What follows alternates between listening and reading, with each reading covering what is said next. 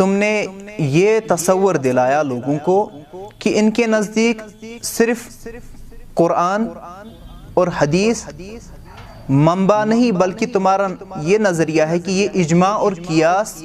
اور باقی دلائل الشرعیہ کے مخالف ہے۔ تو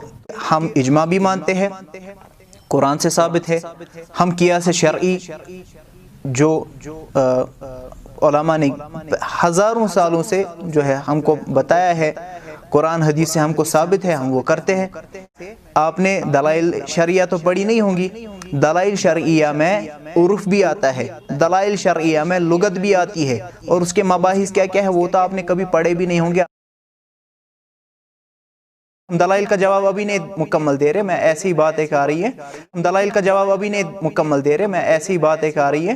میں ایسی بات ایک آ رہی ہے، میں ایسی بات ایک آ رہی ہے، میں ایسی بات ایک آ رہی ہے۔